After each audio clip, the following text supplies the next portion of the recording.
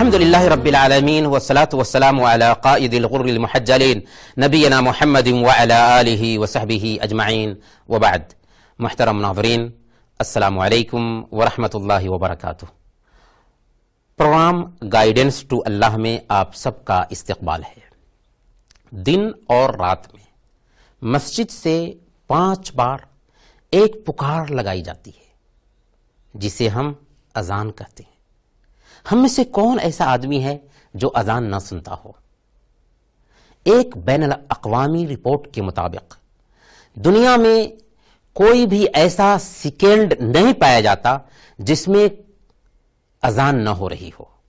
کہیں ظہر کی اذان، کہیں عصر کی اذان، کہیں مغرب کی اذان، کہیں عشاء کی اذان، تو کہیں فجر کی اذان ہو رہی ہوتی ہے. سوال یہ ہے کہ اذان کیوں دی جاتی ہے؟ اس کا فلسفہ کیا ہے؟ ایک ثقافتی پروگرام میں میں نے کچھ غیر مسلم بھائیوں سے پوچھا کہ اذان کیوں دی جاتی ہے، اذان کیا ہے؟ تو کچھ لوگوں نے کہا کہ اس میں اللہ کو پکارا جاتا ہے، کچھ لوگوں نے کہا کہ یہ پوجا کا ایک سسٹم ہے، کچھ لوگوں نے کہا کہ اس میں اکبر بادشاہ کو پکارا جاتا ہے. نہیں میرے بھائیوں، اذان میں نہ تو اللہ کو پکارا جاتا ہے، نہ تو یہ عبادت کا ایک سسٹم ہے، اور نہ ہی اس میں اکبر بادشاہ کو پکارا جاتا ہے، بلکہ اس کے ذریعہ نماز کے وقت کی خبر دی جاتی ہے. لیکن اسلام کا کوئی بھی حکم صرف خبر تک محدود نہیں ہوتا. اسلام کا کوئی بھی حکم تک محدود نہیں ہوتا، بلکہ اس کے اندر حکمت بھی ہوتی ہے. چنانچہ اگر آپ اذان پہ غور کریں گے تو یہ اسلام کا تعارف ہے، اسلام کی بنیاد کا ایک اعلان ہے. اسی لیے شاہ ولی اللہ محدث دہلوی رحمۃ اللہ علیہ لکھتے ہیں کہ اللہ کی حکمت کا تقاضا یہ تھا کہ اذان صرف خبر کرنے اور تنبیہ کرنے کا ذریعہ بن کر نہ رہ جائے، بلکہ اس کے اندر اسلام کا تعارف بھی آ جائے. اس کے اندر اللہ کی عظمت کو بیان کیا گیا ہو، اس کے اندر اللہ کے نبی صلی اللہ علیہ وسلم کی شان کو بیان کیا گیا ہو، اور اس کے اندر کامیابی کی دعوت دی گئی ہو. چنانچہ اذان کا یہی فلسفہ ہے. کتنے سے لوگ ہیں جنہوں نے اذان کو سن کر کے اسلام قبول کیا. آندھرا پردیش کے ایک مہتدی ہیں وشوناتھ، وہ کبت کے علاقہ میں کام کرنے کے لیے آئے تھے. وہ کہتے ہیں کہ میں جب ہندوستان میں تھا تو 20 کلومیٹر تک مسلمانوں کی آبادی نہیں پائی جاتی، جس کی وجہ سے میں نے اذان سنا تک نہیں تھا. جب کویت آیا تو پہلی مرتبہ اذان سننے کو ملا.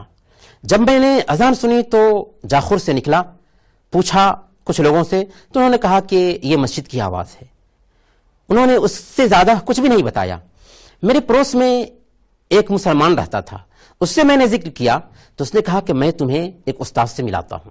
چنانچہ وہ ساتھی ان کو IPC لے کر کے آئے، دائی ان کے ساتھ میں بیٹھے اور اذان کا فلسفہ سنایا، یہاں تک کہ انہوں نے اسلام قبول کر لیا. محترم ناظرین، ہماری بات جاری رہے گی لیکن ایک چھوٹے سے بریک کے بعد.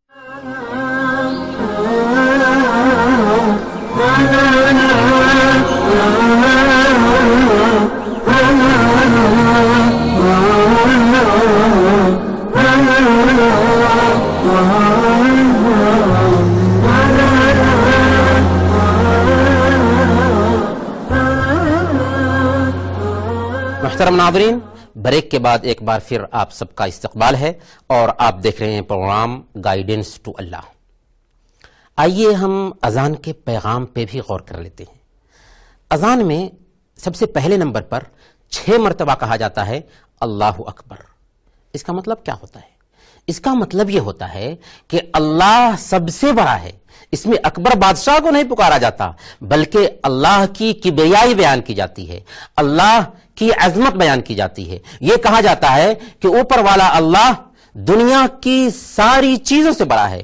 زمین، آسمان، سورج، چاند، ہوا، چرند و پرند، حیوانات، سب سے بڑا ہے.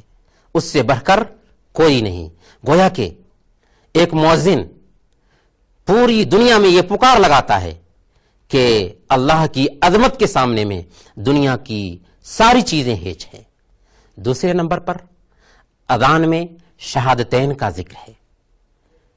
میں گواہی دیتا ہوں کہ اللہ کے علاوہ اور کوئی صحیح عبادت کے لائق نہیں، میں گواہی دیتا ہوں کہ محمد صلی اللہ علیہ وسلم اللہ کے رسول ہیں۔ اس میں دو نقطے کو بیان کیا گیا ہے۔ پہلا نقطہ عبادت کس کی، اور دوسرا نقطہ عبادت کس طرح۔ عبادت کس کی ہوگی تو اس کے اندر بتایا گیا کہ عبادت صرف اور صرف ایک اللہ کی ہو سکتی ہے، اللہ کے علاوہ اور کسی کی عبادت نہیں ہو سکتی، اللہ کے علاوہ اور کسی کو مشکل کشا، حاجت روا اور نفع و نقصان کا مالک نہیں سمجھا جا سکتا۔ اور یہ عبادت کیسے ہوگی تو یہ عبادت آخری نبی محمد الرسول اللہ صلی اللہ علیہ وسلم کے طریقے کے مطابق ہوگی۔ ظاہر سی بات ہے، اللہ کی جب عبادت کرنی ہے تو ایک طریقہ تو ہونا چاہیے تھا نا۔ اللہ رب العالمین نے محمد صلی اللہ علیہ وسلم کو آئیڈیل بنایا، نمونہ بنایا ساری انسانیت کے لیے، اس لیے انہوں نے جو سسٹم بتایا، انہوں نے جو چلنے کا سسٹم پیش کیا انسانیت کے سامنے میں، اسی سسٹم کو فالو کر کے ہم اللہ کی عبادت کریں گے۔ اس کے اندر اللہ کے نبی صلی اللہ علیہ وسلم کی شان کو بھی بلند کیا گیا ہے۔ دنیا کا کوئی بادشاہ اپنے ملک میں بھی اتنا اس کا نام نہیں لیا جاتا جتنا نام اللہ کے نبی صلی اللہ علیہ وسلم کا پوری دنیا میں لیا جاتا ہے، ہر سیکنڈ لیا جاتا ہے۔ یہ دراصل وَرَفَعْنَا لَكَ ذِكْرَكَ کی عملی تصویر ہے۔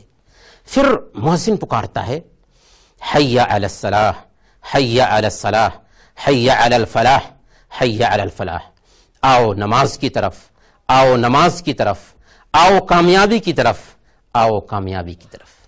انسان ظاہر پسند واقع ہوا ہے، جو چیزیں اس کو سامنے میں دکھائی دیتی ہیں ان سے بہت جلد متاثر ہوتا ہے۔ آخرت کا معاملہ ایسا ہے کہ وہ دیکھتا نہیں اسے، جس کی وجہ سے غفلت کا شکار ہو جاتا ہے۔ اسی غفلت سے پردہ ہٹانے کے لیے مؤذن 5 مرتبہ مسجد میں پکار لگاتا ہے۔